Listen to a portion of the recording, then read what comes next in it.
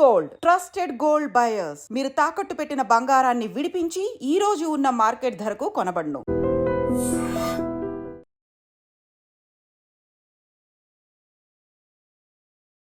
ప్రేమ ముసుగులో ముగ్గులోనికి దింపిన తర్వాత వాళ్ళతో ప్రైవసీగా ఉన్నటువంటి వీడియోలను కూడా చిత్రీకరించి ఈ న్యూడ్ ఫోటోలు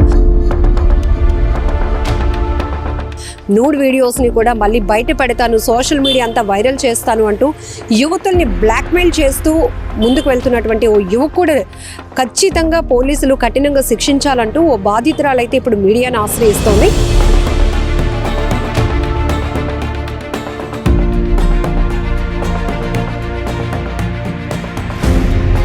ఆ అబ్బాయి పిలుస్తాడు అనమాట.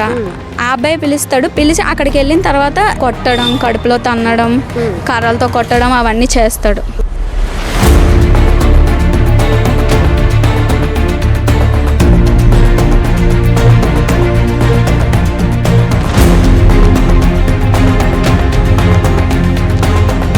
నమ్మించి ప్రేమించి పెళ్లి చేసుకుందామంటూ ఇలా యువతుల్ని ట్రాప్ చేసి ఆ తర్వాత వాళ్ళని ప్రేమ ముసుగులో ముగ్గులోనికి దింపిన తర్వాత వాళ్ళతో ప్రైవసీగా ఉన్నటువంటి వీడియోలను కూడా చిత్రీకరించి ఈ న్యూడ్ ఫోటోలు న్యూడ్ వీడియోస్ని కూడా మళ్ళీ బయట పెడతాను, సోషల్ మీడియా అంతా వైరల్ చేస్తాను అంటూ యువతుల్ని బ్లాక్మెయిల్ చేస్తూ ముందుకు వెళ్తున్నటువంటి ఓ యువకుడు ఖచ్చితంగా పోలీసులు కఠినంగా శిక్షించాలంటూ ఓ బాధితురాలైతే ఇప్పుడు మీడియాను ఆశ్రయిస్తోంది.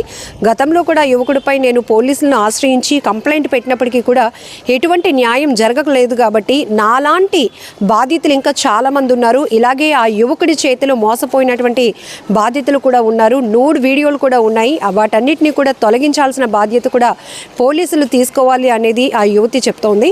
అసలు ఏం జరిగింది, ఆ యువకుడు ఎవరు, ఈ విషయాలు కూడా అడిగి తెలుసుకుందాం. ఏం జరిగిందమ్మా, అసలు ఆ పర్సన్కి మీకు ఎట్లా పరిచయం? 2023లోని నేను మా మమ్మీ బయటకు వెళ్తున్నాం. మా మమ్మీ చాలా లావ్ అనమాట.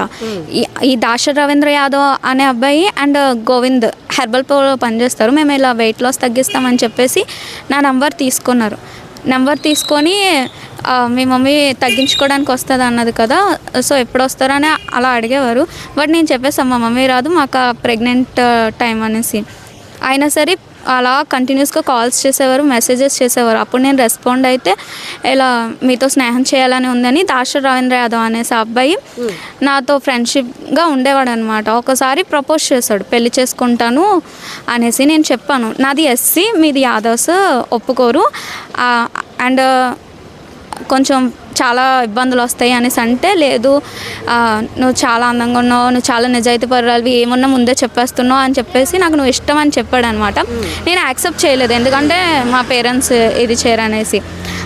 అయితే ఫ్రెండ్లీగానే ఉందామని చెప్పేసి తను వాళ్ళ ఫ్యామిలీని పరిచయం చేస్తానని చెప్పేసి 80 ఫీట్ రోడ్లో ఉన్న దాశరి అప్పారావు యాదవ్ మ్యారేజ్ బ్యూరో ఉంటుంది, అక్కడికి తీసుకెళ్ళి వాళ్ళ డాడీది, అక్కడికి తీసుకెళ్ళి డ్రింక్లోనేమో ఏదో కలిపేసి ఇచ్చాడు. నేను కాన్షియస్ కోల్పోయాను అనమాట.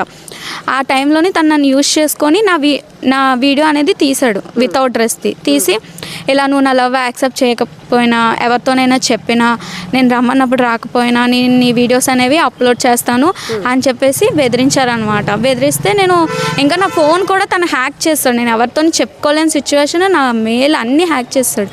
అయితేనేమో అప్పుడు నేను ఇంకా అంత యాక్సెస్ ఎందుకు ఇచ్చారు? పరిచయం కూడా లేదు, తెలియలేని వ్యక్తులు కదా. నా వీడియో ఉంది కదా, వీడియో అప్లోడ్ చేస్తాను, మీ పేరెంట్స్ని చంపేస్తాను అనేసి అన్నాడు. ఇంకా నేను చాలా భయపడిపోయాను. ఒక వీడియో వైరల్ అయితే అమ్మాయి లైఫ్ ఎలా ఉంటుందో తెలిసిందే కదా. అందుకని చెప్పి నేను భయపడి ఇంకా తనతోని ఒక లవర్లా ఉండేదాన్ని ప్రతిసారి. ఓన్లీ కాల్స్లోని లవర్లా మాట్లాడేవాడు, కానీ తన దగ్గరికి వెళ్ళినప్పుడు మాత్రం అసలు ఒరిజినాలిటీ మనీ కోసం ఇంకా బాడీ కోసం చాలా కొట్టేవాడు. ఇంకా వాళ్ళ పరవాడలోని ఒక రూమ్ ఉంటుంది వాళ్ళది, అబ్బాయి తీసుకున్నాడు, అక్కడ వాళ్ళ ఇంట్లో పనులు చేయించుకునేవాడు. వాళ్ళ ఇంటికి కూడా వెళ్ళాను, వాళ్ళ అక్కతో కూడా మాట్లాడాను, ఇలా వీడియోస్ డిలీట్ చేయించండి, చాలా ఇబ్బందిగా ఉంది అని. ఇంటికి వెళ్ళినప్పుడు ఎవరు లేరా? మిమ్మల్ని ఏమని పరిచయం చేశాడు? లవర్ అని పరిచయం చేశాడు వాళ్ళ అక్కకి. వాళ్ళ అక్క ఉండేటప్పుడే నాతో కూడా చేశాడు అనమాట వాళ్ళ ఇంట్లో. నేను వాళ్ళ అక్కతోని మాట్లాడాను కూడా, తనేమో మా తమ్ముడు హ్యాపీనెస్ నేను ఎలా పోగొడతాను అనేసి అన్నది. వాళ్ళ డాడీతో మాట్లాడితే మేము యాదవ్స్ 16,000 మందితో సెక్స్ చేస్తాము, 8 మందిని పెళ్లి చేసుకుంటాము, మా జన్మ హక్కు అండ్ మీ ఎస్సీ వాళ్ళు మేము వాడుకోవడానికే పుట్టారని చెప్పేసి చాలా బూతుల్లో తిట్టాడు. అండ్ ప్రెగ్నెన్సీ వచ్చిందనమాట నాకు ఆ అబ్బాయి వల్ల. వస్తేనేమో అది కూడా గోవింద్ సార్ అనే వ్యక్తితోని టాబ్లెట్స్ తెప్పించి కడుపులో తన్నించి మరీ ఫోర్స్ఫుల్గా వేయించారు. ఆ టైం అంత హెవీ బ్లీడ్లో కూడా తను నాతోని కలిసాడనమాట. మీ పేరు చెప్పొద్దు కానీ మీ వయసు ఎంత ఉంటుంది? తనతో ఇదైటప్పుడైతే 22. ఓకే, 22 అనమాట. అండ్ తర్వాత కొంచెం ఇంకా వేరే వాళ్ళతో కూడా నా యూజ్ చేయించుకుంటాడు అన్న టైంలోని నేను ఇంకా పోలీస్ స్టేషన్లో కంప్లైంట్ పెట్టాను అనమాట. కంప్లైంట్ పెడితే పరవాడలోని 2024లో ఇచ్చాను. బట్ అక్కడ పెళ్లి చేసుకుంటానని ఒప్పుకున్నారు, ఎందుకంటే మా పేరెంట్స్కి ఈ కేసులు అవన్నీ అంటే భయం అనేసి. అయితేనేమో తర్వాత పెళ్ళికి ఒప్పుకున్నారు. బట్ కానీ నాకు చాలా బెదిరింపు కాల్స్, మెసేజెస్ అవన్నీ వచ్చాయి. ఇలాగా నిన్ను చంపేస్తాము, ఈ అబ్బాయి నాకు మనీ అమౌంట్ ఇచ్చారు మిమ్మల్ని చంపేమనేసి అలా అని చెప్పారనమాట. నేను అప్పటికి కూడా లేదు అలా కాదు అనేసి నేను వాళ్ళ డాడీతో ఎన్నిసార్లు మాట్లాడినా ఆయన పెళ్లి చేసుకుంటాను అని ఒక ట్రాప్ టైప్ వేశారు మా పేరెంట్స్ని. నాకు చాలా నిజాలు తెలిసాయి అనమాట. ఇలాగే నాకన్నా ముందు అమ్మాయిల్ని ప్రేమ పెళ్ళి అని చెప్పేసి బాక్సింగ్ చేస్తారు అబ్బాయి, బాక్సింగ్ ఇంకా ర్యాపిడో వేస్తాడు. ఇన్స్టాగ్రామ్ వాళ్ళ కాలేజ్లో పరిచయమైన అమ్మాయిలతోని ప్రేమ పెళ్ళి అని చెప్పేసి వాళ్ళతోని ఫిజికల్గా కలిసి వాళ్ళకు కూడా ఒక 2-3 స్టమక్ కూడా తీయించారు అనమాట. ఎవరు చెప్పారు ఇవన్నీ మీకు? ఎవరు చెప్పారంటే నేను బాధితులతో మాట్లాడాను. నేను ఒక వీడియో అప్లోడ్ చేశాను కదా, వాళ్ళతో మాట్లాడాను. మీరు ఈ వ్యక్తి కోసం మీరు వీడియో సోషల్ మీడియాలో పెట్టారు. ఎప్పుడు పెట్టారు? ఒక 3 వీక్స్ బ్యాక్. ఓకే, పెట్టినప్పుడు అతని బాధితులు ఇంకా చాలా మంది మిమ్మల్ని అప్రోచ్ అయ్యారు? అవును, అప్రోచ్ అయ్యి వీళ్ళంతా రాక్షసులు అంటే ఇలాగా వాళ్ళ ఫ్యామిలీ అంతా డబ్బు కోసం ఇంకా బాడీ కోసం ఇది చేస్తారు. వాళ్ళ ఇంట్లోని వాళ్ళు ఉండగానే ఈ అబ్బాయి మాతో చాలాసార్లు సెక్స్ చేశాడు. అండ్ శ్రీకాకుళం పెద్దపాడులోని కొంతమందిని మోసం చేస్తే అక్కడ చాలా ఇష్యూ అయ్యి ఇక్కడికి వచ్చారు. ఇక్కడ కూడా సేమ్ ఈ అబ్బాయి యూజ్ చేసుకోవడమే కాకుండా గోవింద్, పండు, శేఖర్ ఇలాగా ఈ అమ్మాయిల వీడియోస్ చూపించి బెదిరించి వాళ్ళ చేత కూడా సెక్స్ చేయించాడు. గోవింద్, పండు, శేఖర్ వీళ్ళు ఏమవుతారు? ఈ అబ్బాయికి ఫ్రెండ్సా? గోవింద్ అనే అతను హెర్బల్ ప్రో, అంటే వీళ్ళ ఒక బ్యాచ్ ఎలా అంటే అమ్మాయిలు పరిచయం చేసుకోవడం, ఫస్ట్ వాళ్ళు సెక్స్ చేయడం, వాళ్ళ తర్వాత వేరే వాళ్ళ చేత బెదిరించి సెక్స్ చేయించడం. నేను ఇవన్నీ వాళ్ళ డాడీకి చెప్పాను. అవి 4th టౌన్లోనే నేను చెప్పాను అనమాట. చెప్తేనేమో అప్పుడు మీరు కంప్లైంట్ ఇచ్చినప్పుడు ఉన్న సిఐ సత్యనారాయణ ఏదో పేరు వస్తుంది, చెప్పాను అనమాట. వీడియోస్ డిలీట్ చేయించండి, పెళ్లి చేసుకుంటా ఏదో అయిపోయింది కదా, ఈ అబ్బాయిని నాతో పంపించండి, మేము చూసుకున్నామంటే వాళ్ళ డాడీ ఎక్కడ వాళ్ళ బిజినెస్ ఇలా అమ్మాయిలది వాళ్ళ వల్లే కదా అమౌంట్ వస్తుంది, ఎక్కడ పోతుంది అని చెప్పేసి నాది రోజు నేను పోలీస్ స్టేషన్కి వచ్చి ఏం మాట్లాడుతున్నానో అవన్నీ వీడియోస్ ఇది చేశారు. బిజినెస్ పోవడం అంటే దీన్ని ఒక వ్యాపారంగా మార్చుకున్నారు ఆ ఫ్యామిలీ? అవును, అమ్మాయిలతో వ్యాపారం చేయడం అంతే. అమ్మాయిల దగ్గర డబ్బులు తీసుకోవడం, బాడీ పరంగా యూజ్ చేసుకోవడం అలాంటివి చేస్తారు వాళ్ళ ఫ్యామిలీ. ఇప్పుడు మీరు సోషల్ మీడియాలో మీకు జరిగిన అన్యాయం గురించి ఆ వ్యక్తిని బయటకు రావాలి, ఎందుకంటే చాలా మంది బాధితులు ఉన్నారు.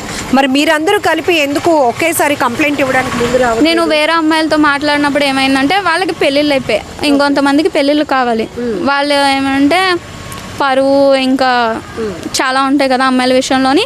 సో మేము రాలేము, కానీ నీకు బ్యాక్ సైడ్ నుండి సపోర్ట్ చేస్తాము, మీకు ఏదైనా బీటెక్ కంప్లీట్ నేను బ్యాక్ సైడ్ నుంచి సపోర్ట్ చేస్తామనేసి వాళ్ళు నాతో మాట్లాడడం జరిగింది అనమాట. ఒక మాట అడుగునా, యాక్చువల్గా అమ్మాయిలు అనేటప్పటికి చాలా సెన్సిటివ్, చాలా కేర్గా ఉండాలి. మీరు బీటెక్ చదువుకున్నారు, ఏజ్ కూడా మెచ్యూర్డ్, కానీ ఎవరో హెర్బల్ ప్రో అని చెప్పి మీ మమ్మీ గారికి వెయిట్ లాస్ తగ్గిస్తామని ఫోన్లో జస్ట్ కాంటాక్ట్ అయితే అంత దూరం ప్రైవసీగా వాళ్ళ ఇంటికి వెళ్ళినంత వరకు ఎందుకు అసలు? యాక్చువల్లీ తను నాకు ముందే పరిచయం ఇన్స్టాగ్రామ్లో, బట్ నేను అప్పుడు అంతగా పట్టించుకోలేదు. బట్ మీ మమ్మీకి హెర్బల్ దీనికోసం వాళ్ళు చెప్పక ముందు మీకు ఇన్స్టాలో అబ్బాయి పరిచయమా? అబ్బాయి పరిచయం. ఓకే.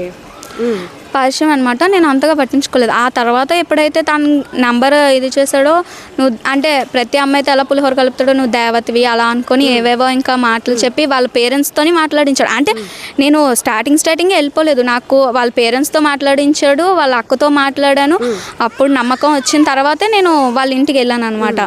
కానీ నాకు అంటే వాళ్ళ సైడ్ కూడా ఒక అక్క ఉంది, అమ్మ ఉంది, అలాంటివి అవుతాయని తెలియదు కదా. ఉన్నారు కదా అని చెప్పేసి నేను ధైర్యంగా ఫ్యామిలీకే కదా అని చెప్పి వెళ్ళాను. బట్ అలా అవుతుందని నేను అనుకోలేదు. ఇప్పుడు వాళ్ళు ఏమంటున్నారంటే నేనే ఇంకా వాళ్ళ మీద ఫేక్ ఎలిగెన్సీస్ వేస్తున్నాను, మనీ కోసం డిమాండ్ చేస్తున్నాను.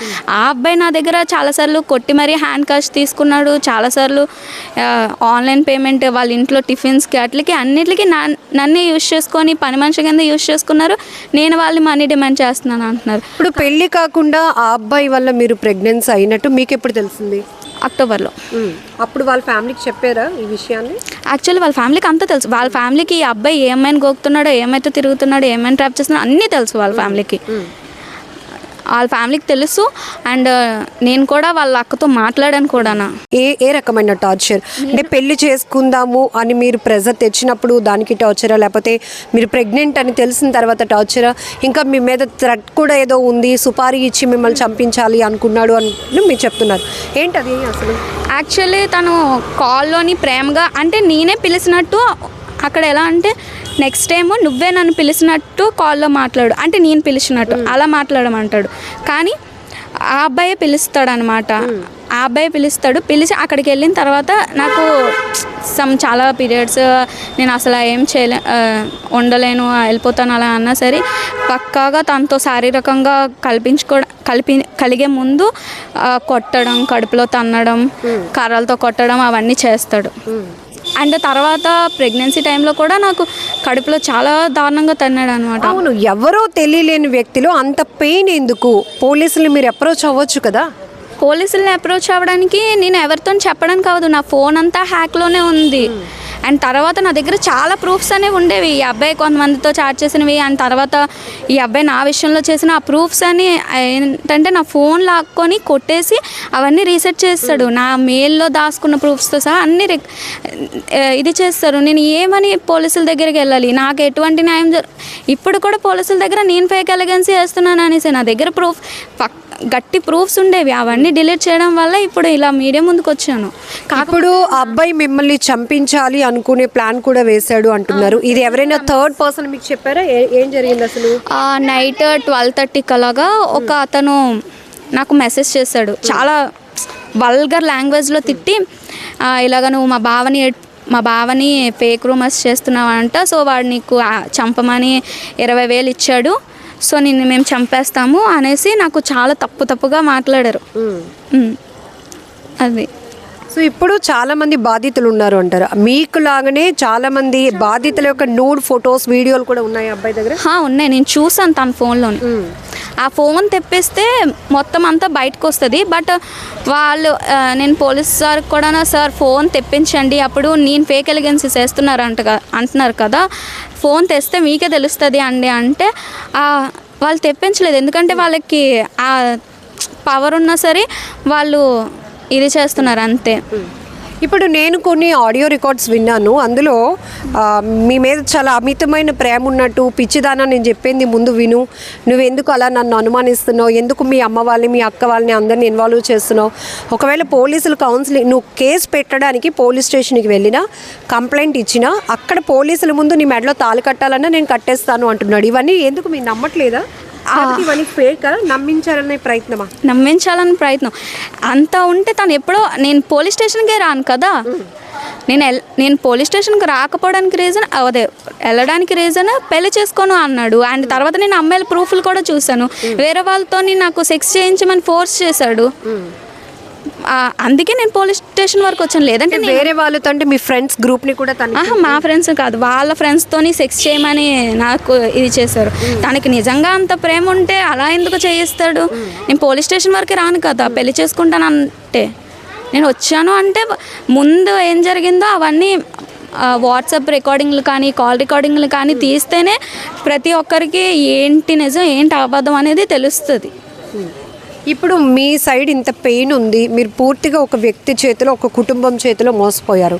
పోలీసులు ఎందుకు న్యాయం చేయట్లేదు? మీరు కేసు పెట్టినా కూడా. అంటే నేను కంప్లైంట్ ఇచ్చాను అనమాట.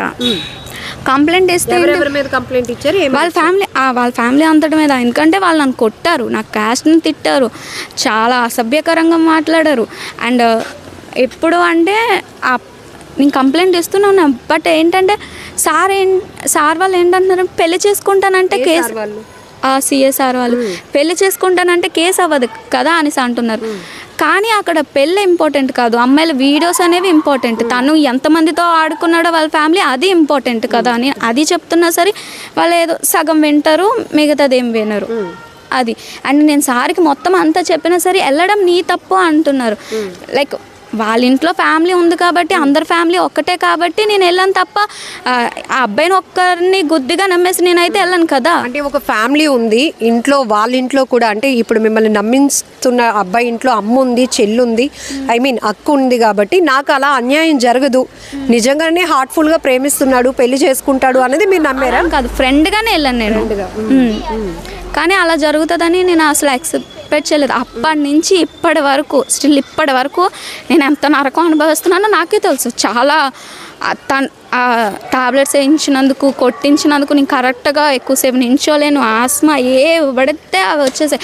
తనకి తెలుసు నా హెల్త్ అనేది చాలా వరకు పోయిందని. అయినా సరే ఇంకా పెళ్లి మాటలు కానీ పిలిపించి వాళ్ళ ఆఫీస్లోనే నన్ను నా గొంతు బ్యాగ్ నొక్కేసి కొట్టేశారు. నేను ఇంకా పోలీస్ స్టేషన్కి వెళ్ళిపోతానని చెప్పేసి వాళ్ళు ఆ అబ్బాయినేమో వాళ్ళ డాడీ దాస్తారు. కానీ మా అబ్బాయి మా అబ్బాయి పారిపోయాడు, ఎక్కడికి వెళ్ళాడో తెలియదు అనేసి చెప్పేశారు. కానీ ఆ అబ్బాయిని దాస్తారు.